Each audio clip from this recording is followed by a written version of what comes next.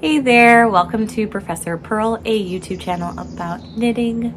I'm Nicole and this is episode 51.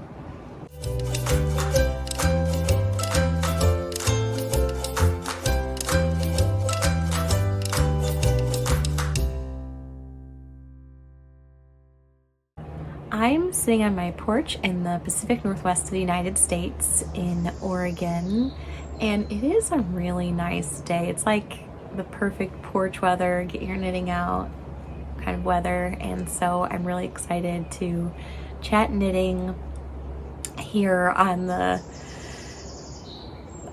channel. I think before I chat knitting, I do want to give a little life update. So I'm a professor, and that's how the YouTube channel gets its name, Professor Purl, a professor that likes to knit.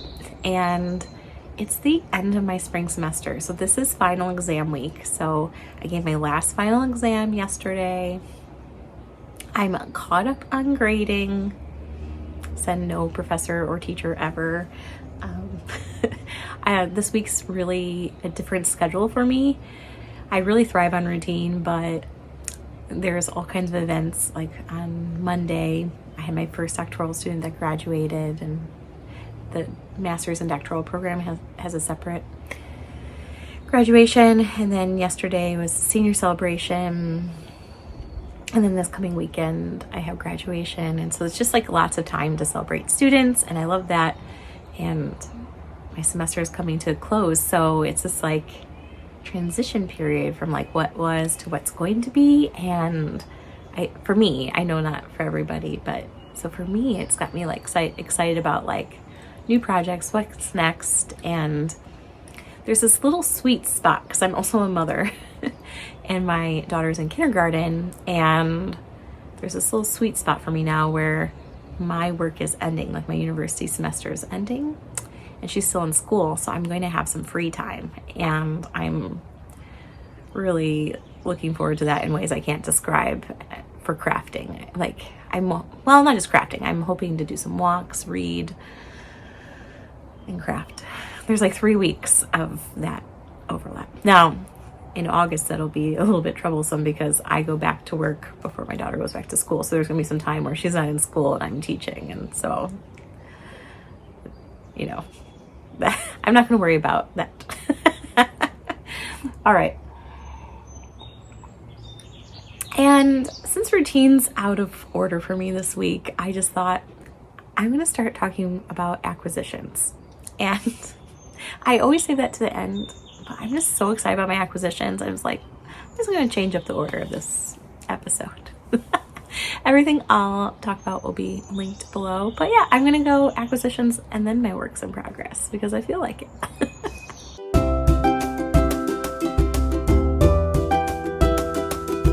Before we talk about acquisitions, I realized I didn't talk about what I'm wearing. I'm wearing my Comfort Zone shawl, which is a pattern by me. It's just a simple triangle shawl. The kind of fun thing about it is that it is designed in a way that you can use up your entire skein of fingering yarn and held with mohair, so that it's done at a loose gauge, a pretty substantial size for one skein of fingering with one skein of mohair. I really want to make some more of these. I've made 2, but you'll see there's some other things distracting me from that. And they're in acquisitions. So, okay. Let me tell you about this podcast I watch. It's called Kindful Knits with Arminda and Laura. So I met Laura at the Flock Fiber Festival in Seattle last year, which was in August. And she's so nice. So she's also a yarn dyer of Be Kind Yarns. And then I met Arminda, which is her friend, at Sacred Sheep, and they were giving away these little cards about their podcast with little needle stoppers and little progress keepers. So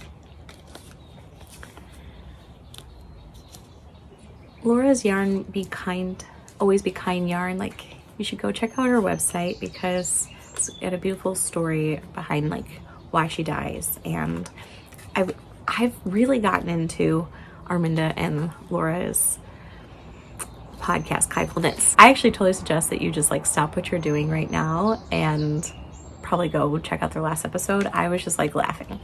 Okay, maybe check it out after I show you the yarn though. Okay. So 2 or 3 episodes ago, they started sharing about their emotional support chickens. Let me know if you've knit an emotional support chicken. Let me know if you know what I'm talking about. These are like, if you're on Instagram or YouTube, you've probably seen an emotional support chicken. I'm not one to like feel like compelled to join a fad or a trend. And so when I initially saw the emotional support chickens, I was sort of like, cool. Like, I don't think that's for me. I like to knit things I can wear, like shawls and sweaters and socks. And so, but awesome that people are finding joy out of knitting giant chickens. I don't even have a chicken at my house. So like, I mean, yeah, like I was like, whatever about the chickens. But here's what happened. Arminda and Laura are like so into the chickens. Their enthusiasm about it radiates. Like Arminda's knit like literally a flock of chickens. So that's why I was saying you should go back and watch their last episode. They're like, and here's another chicken, and here's another chicken. It's so funny. So 2 or 3 episodes ago, Laura had knit this like rainbow delicious chicken. Basically, Laura's aesthetic is like rainbow confetti, kind of. And so that's what the chicken was. And so they set for their giveaway on their channel, it was like, name the chicken. So I suggested the name Sprinkles. And somebody else suggested the name Henfetti, like a play on the word confetti. And they liked both of those names, so they've named the chicken Henfetti Sprinkles. Hopefully I find a picture so you can understand how appropriate of a name this is for this chicken. And so I was a winner. So she sent me a chicken kit in the mail. Emotional support chicken kit. My daughter Matilda, who's in kindergarten, helped me open it up, and I showed her the pattern of the emotional support chicken, and she was obsessed. She wants me to cast this on immediately. She was actually asking about it last night. Now, she has a list of things. I'm works in progress. I'm knitting her something right now, so I said not until I finish that thing. More on that, but let me show you this chicken kit. You'll understand why I had to start with this. Okay, so this is the main yarn. There's a label for the Always Be Kind yarn. And there it says Rainbow Confetti. So this is a superwash merino yarn. So that is worsted weight. The chicken, I think, is knit in worsted weight. I actually haven't bought the pattern yet, and I haven't even looked at the pattern yet. So I think the chicken's done in worsted weight, since this is what I got. I'm thinking you could do what you want, though. You could probably do it DK weight and just turn it a little smaller, too. So look at all those rainbow speckles. Like, this is gonna be a really good chicken. Okay, but wait. And she sends this little bundle of these things. So look at this. This is like an art yarn, like silky sequined artsy yarn. So it's 50% superwash merino, 50% silk plus sequins. Can you, like, because I've watched Arminda and Laura's episodes with all the chickens, I know that there's like the main color of the chicken and the breast of the chicken kind of gets this different color, so I suspect that's what this will be. And then the chicken has stripes, and these do not look like worsted weight, but I think you would just like wind the mini skein up and hold it double to get gauge, I think. So okay, the thing that made Laura's chicken just like really stand out, she's made multiple this way, she puts a pom-pom on the top of their head. So in the kit, she also included 2 pom-poms. Now Matilda was really excited about this because she was like, do I get to take one of these? I told her she could take one, like on the top of the chicken. So you can just tell that this is gonna be like the cutest chicken ever, and I think I'm gonna steal the name and also call it Henfetti Sprinkles because that's just cute. Or maybe I could ask Matilda to rename it. So cute. So then I feel like Laura's like, her shop is like the stitch marker or stitch stopper queen too. So many options. She even has like little chicken ones. She sent the eyes to do the And then more stitch stoppers. Look at this. These were the ones I got that she had passed out at Sacred Sheep and then I lost. So I was really excited to see that I get another try to not lose them. And then this is cute. It says throne kindness around like confetti. And then there's a bunch of. So this summer, like this is a summer goal, making something for Matilda now. As soon as that object is complete for her, I am going to start on her chicken, to be clear. Like this will be her chicken.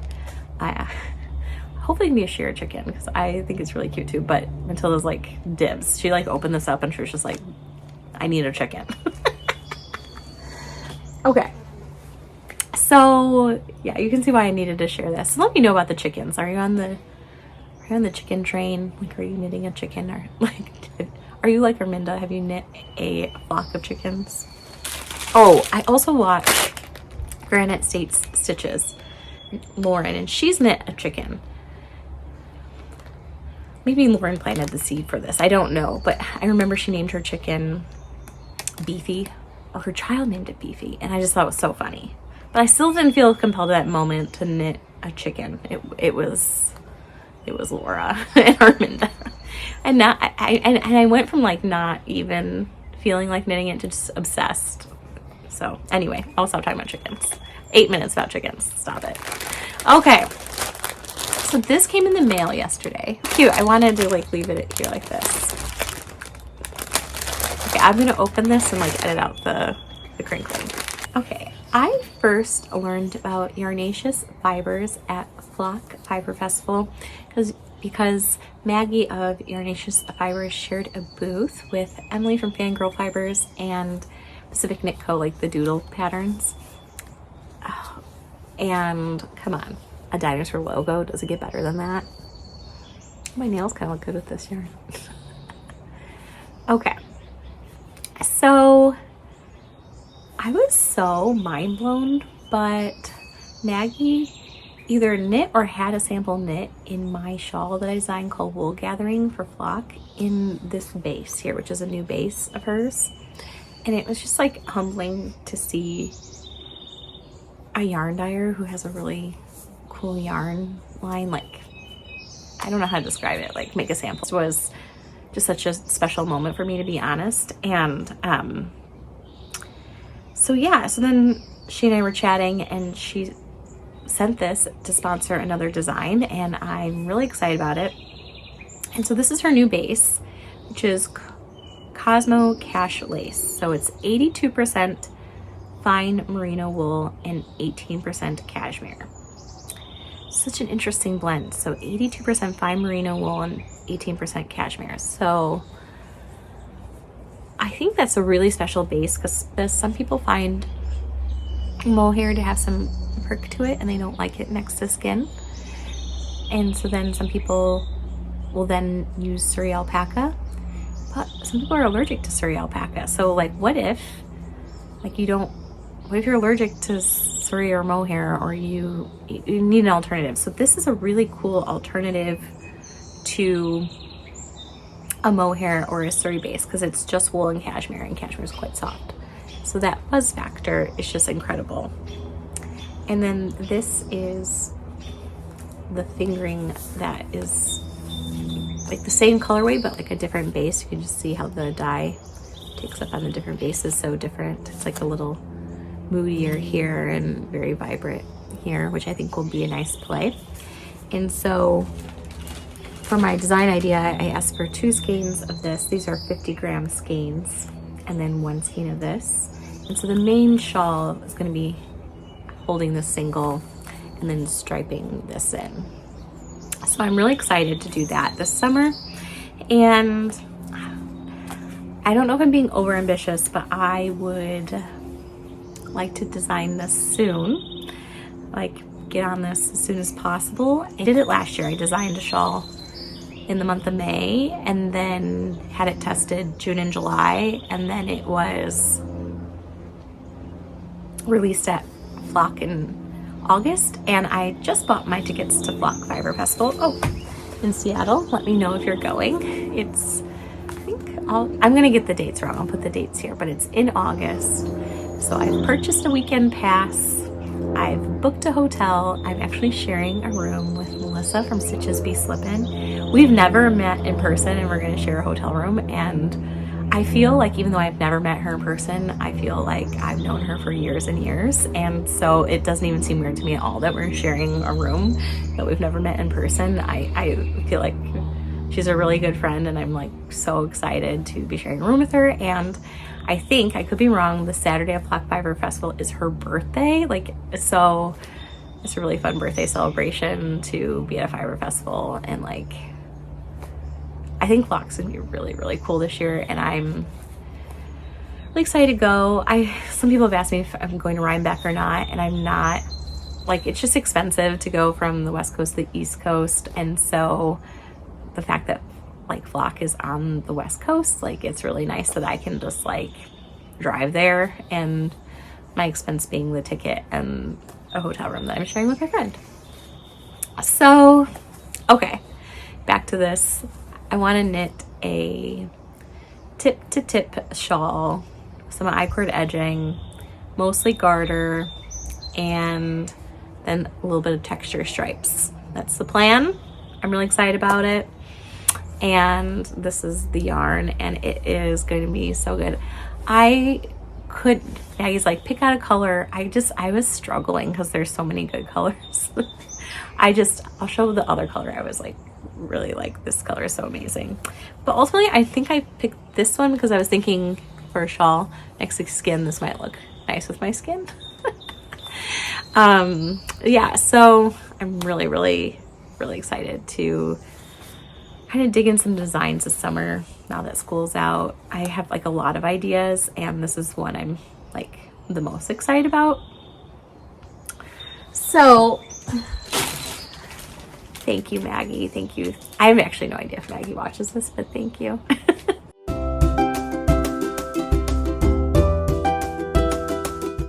All right, we are to the works in progress update, and I'm gonna go, I'm just trying to decide. I have 3 works in progress to show. I will do the thing that's just like captivated me and drawn my attention. I've been keeping it in like basically my favorite bag, which is this Black Pearl Magic bag. I love the smiley faces, the neon, rainbow. And that is Matilda's tank top. Okay, so Matilda saw me knit a tank top, and then she was like, I want a tank top. And so Kyle and I, my husband, were chatting about like what we would want in a tank top for Matilda. And then Matilda was talking about like what she would want in a knit tank top. And so she picked out the yarn from my collection, which is Blue Barn Fiber. In the colorway Mermaid Fingers, the base is Squishy Sock, 85% superwash merino, 15% nylon. Okay, so she picked this out. I don't know if I would pick this out for a garment. I would probably pick this colorway out for socks, but Matilda is just so excited. I've made a lot of progress. Let me show you. Okay. Here we go. So this is the bottom of the tank top. I'm knitting it bottom up. So look at that colorway. I love how this variegated yarn is working up. Sometimes variegated yarn will pull in like really kind of distracting ways to me in my eye sometimes, which I think is great for socks and things like that, but I like it less on a garment sometimes. But this is pulling in a way that I really like visually, and so yeah, it's just definitely giving like 80s, 90s vibes in my mind, and I love it, and Matilda loves it. So I started knitting it bottom up. What would have been smart is for me to look at stitch counts for my own tank top and make sure that I wasn't casting on a similar amount for my tank top. Or maybe like look at stitch counts from a different resource material on like Matilda's size, what I should cast on. But that's not what I did. So my initial cast on, I think I cast on 196 stitches. Way too big for Matilda. And so I knit, this is like kind of the second attempt. I had maybe knit about this much, and I put it on stitch cords, tried it on, and it was just way too big for her. So I asked her like how wide she wanted it, like, and she pinched off where she wanted it, like how much positive ease she wanted, and then I counted how many stitches that was, and I subtracted that and casted that on, which was then 180 stitches for Matilda's size, and I just like knit up. And in my opinion, this is still a size too big, so I wanted to rip it out a third time, and Matilda was like, no. She was like, please just finish it. And she's like, I'll grow into it. She just really wants this tank top bad, because I think now I think she's got ulterior motives. She wants me to cast on her chicken. That's what I said I would cast on her chicken once I finish this for her. So anyway, this is going to be too big. I'm playing with the idea, if this turns out to be something people like or are interested in, I'm playing with the idea of writing this up. Now that would mean that this would be my first garment design, and I'm going to be honest, like when I have some ideas for a first garment design. When I imagined my first garment design, it was not a tank top for a child. That is not what I imagined, but Matilda really wants a tank top, and so I was thinking what I might do is finish this, have it be too big for her, and then practice grading like some sizes, and then knit a size or two down for her, and then see, so that I can more than one of them. We'll see. A little bit more about like the design. So I'm on the front flap. So basically what I'm thinking for this tank top for her is it would be a tank top with positive ease, because that's what she wants. And a lot of adult tank tops go pretty deep down here, and Matilda wanted it closer up to her armpit, so that's how the design will be. And then there will be a front flap that's mostly covering and a back flap that's mostly covering. And that was like Kyle and I, what we were thinking. We were like, we'd want more coverage on the back and more coverage on the front than a lot of adult kind of designs. And then what we were thinking to give like some grace to different like children's measurements for how long this is, growing, just different styles, is that the straps would be tie like little bows. So, not a lot to visualize here, but imagine a tank top with kind of a straight top and then little straps that tie into bows on each side. So, yeah. I've been having a lot of fun doing this for Matilda. Like, I'm not a gift knitter. Let me know if you are a gift knitter. I feel like this is my like foray into gift knitting for Matilda. I just don't knit for others really. Occasionally I do, but not prolifically like a lot of you do. Let me know if you're a gift knitter and who you knit gifts for. But this will be a gift for Matilda, and it's been pure joy. So yeah, mermaid fingers. Oh, okay, so about this yarn, I think I might need to buy a second skein of this yarn, and I didn't buy this yarn. So this yarn was a gift to me as part of like a yarn exchange that happened over the winter. Like a bunch of Instagram friends did like a winter holiday season yarn exchange, and I got this yarn as part of that, and it's really beautiful. And I knew as soon as I opened it and Matilda's reaction that she wanted something in it, and also the name Mermaid Fingers. I was thinking that this would be, one skein would be sufficient for a tank top for Matilda, and it might, but it's kind of riding on the edge. So I might need to buy more yarn from Blue Barn Fiber. I went onto their Etsy website and was completely mind blown. Hopefully I'm putting in some B-roll or some pictures of the yarn. I can handle how many of these colorways I wanted and was thinking would be cool tank tops for Matilda or like hats. They're just, the dye cell is very vibrant and fun, and I had no idea. And so yeah, when I purchase another skein of this, which I will likely be doing, I will probably also be buying 2 more skeins to knit another tank top for Matilda, or 1 skein depending, we'll see. So that's the plan for tank tops. If you were knitting a tank top for a child, let me know some of the things that you would be interested in, like having for a tank top for a child. Is it positivities, things like this? Like just any aspects of that, I'd love to know. I'm ready to share my next work in progress, which is, if you've been around this channel for a while, you've been seeing this for a while, but the difference is I finished the last rectangle that I need for my Heirloom cardigan. I opened up a Chelsea Yarns Advent, the 2023 Advent. It was New York themed, and I was using my Advent to make rectangles for an Heirloom cardigan, and I finished all 27. What? It felt like kind of an impossible task, like knitting colorwork flat, holding yarn double.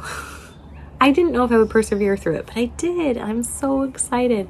I did enjoy knitting these little rectangles a lot. I actually think, we'll see how I feel after I sew them all together, but today I feel like I would do it again. Like I would knit 27 more of these rectangles. I really enjoyed knitting them. I was intentional I wanted to use all 25 colors of the Advent, and I did. And the other thing I was intentional about is you can see that this is a darker color, this is a lighter color. I wanted it half and half. There's 27 rectangles, so that's an odd number. So I have more of the lighter color ones, like with the light background. Okay, look at this.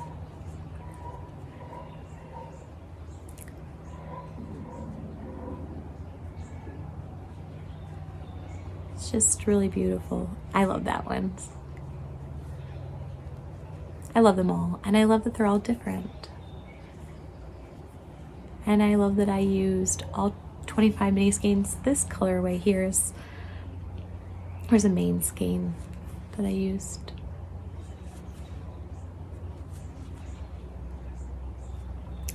I know I'm not showing them all like to detail, but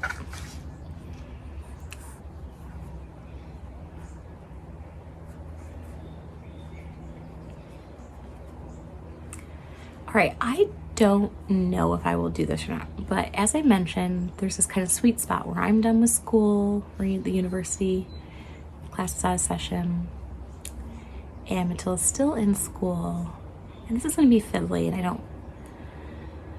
it's going to take some patience.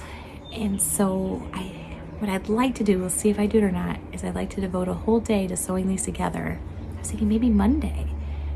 Drop Matilda off at school, and as a reward for like finishing the semester, come home, drink some coffee, lay these out, play with the order, and just spend my whole day sewing these together.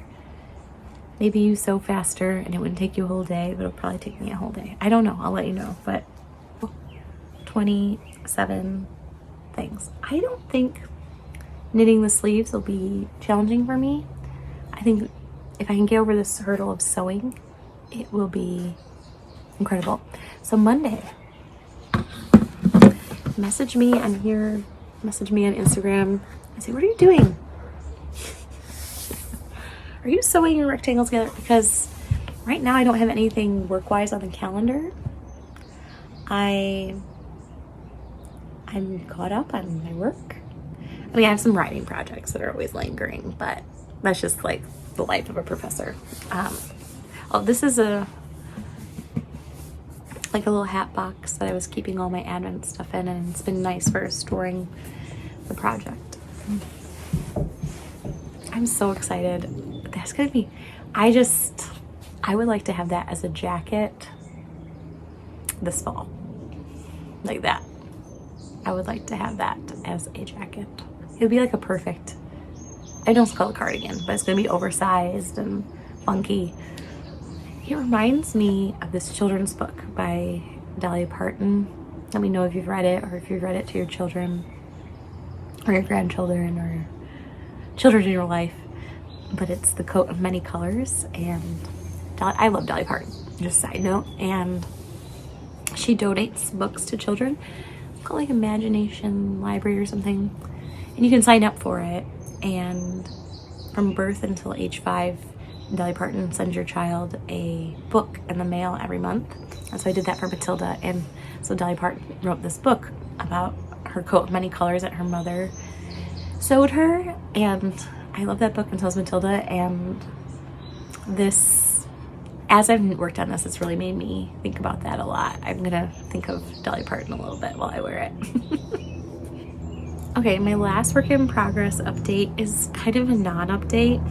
I'm knitting the Sammal sweater, which is a top-down boucle sweater, and I've worked on it since I last recorded. Barely. Like, here's my little dragon progress keeper from Charmed and Dangerous. I've knit, what, an inch? I think that's about all I have in me when I knit on this. I just don't get a flow with this whole, I don't know, it's just like the super bulky yarn, and the boucle, I'm just not getting a flow with it in stockinette. The beginning part with the short rows and pay attention to the pattern, I cruise through that, and then I'm now to the stockinette, and but I don't want to stop working on it. I want to keep working on it little by little. I'll move my progress keeper as I'm sneaking in some stitches here. So yeah, kind of a non-update. Still working on it. I would love to finish this by the end of the summer and have it for winter next year.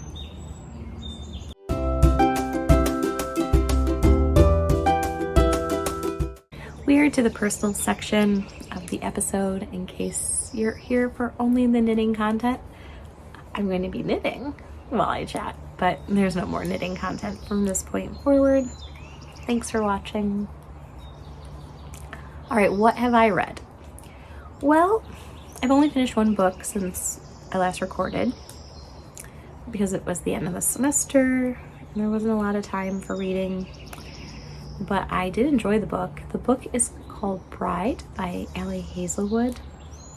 She's known, the author, for her romance novels that are STEM, science, technology, engineering, and math related, which is why she's on my radar, because I would like to read one of those books. But she just came out with a new book that was called Bride, and I don't know, I just wanted to read it, and I got it from my library. The main character is a vampire, so the world is like vampires, werewolves, and I really liked the world. I will say some of the reviews on Goodreads were like people saying they didn't like the world building.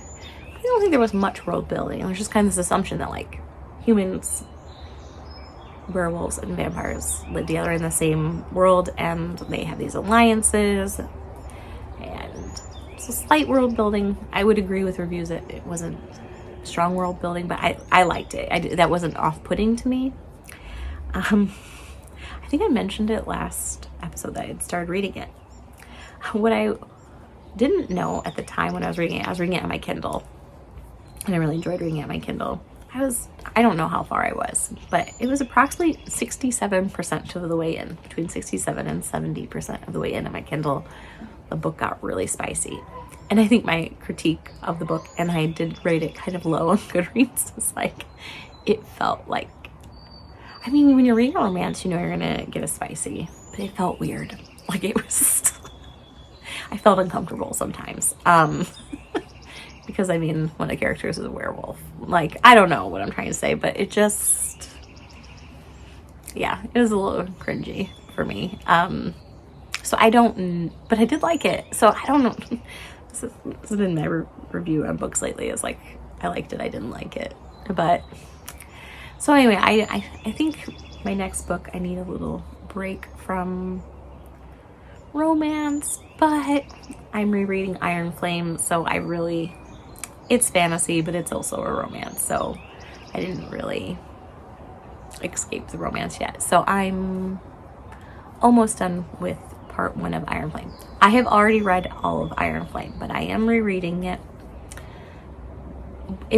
I read it physically with a book, like turning the pages with my beautiful copy that has like the black splayed edges.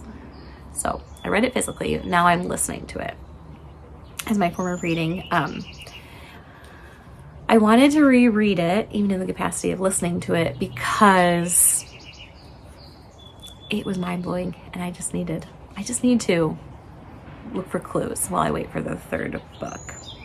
Anyway, I am approaching summer break and I like to read something on my Kindle. Oh, my friend Kimmy, she told me yesterday, she was like, hey, this book's free on Kindle. And so just downloaded a free book. It had lattes in the title and it was romance. And I was like, okay, hopefully I'm popping it in here. I don't know if it's free any longer, but it was free for me yesterday. I was really excited. And I mean, if you have book suggestions for me as I'm entering my summer break, though it's not summer yet, but I'm starting my summer break. If you have book suggestions, I'd love to know. In the realm of, I shouldn't say I don't like thrillers, but thrillers aren't my number one, but I like fiction, just regular fiction. I like romance, I like fantasy. I will read a psychological thriller. I didn't identify with cozy mysteries, but it turns out I do like the vampire knitting series. So anyway, if you have suggestions, let me know. All right, since I last recorded, I think this happened since I last recorded, I won a raffle at a local store near me. It's a store, like a gift store. It's called Pulp and Circumstance, and they sell paper goods like cards and vinyl stickers, jewelry, just the gifts. Plants, like air plants. They have like a little old-fashioned candy section, like with the candy in the jars where you scoop it out. And they have an Airbnb on top of the store. And they had a raffle for Valentine's Day, so back in February, and for a free stay at their Airbnb, and I won. And so Kyle, Matilda, and I chose one of the weekends since I last recorded to stay at this Airbnb. Kyle said it was the silliest thing we've ever done because the Airbnb is like maybe a mile and a half, if that, from our house. And so he was like, you know, like, it's not, he's a homebody, and he's like, I'm staying somewhere that's not comfortable, like, but I could be comfortable in my own bed. But Matilda thought it was the best thing ever. Since they have that old-fashioned candy area, when you stay there, they have like little candy waiting for you. It was fun. And then in the morning when we woke up, my town has a lot of coffee shops, and so there was one right downstairs, like next door. So we just walked down, went to a coffee shop for breakfast, and so it was fun. We stayed up late playing games. I'm trying to think. I think we played Trouble. Matilda was in a Trouble phase then. So just other than that, it's been a lot of activities, but it's been like the routine things, like Matilda's in swimming, and so lots of swimming, dance, stuff like that.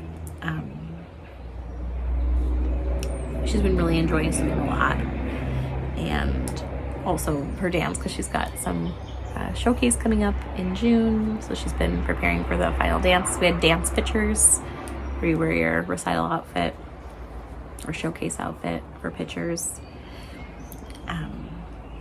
The other thing that's happened since I last recorded is that I've been on a series of like, does this happen to you, where like everything breaks?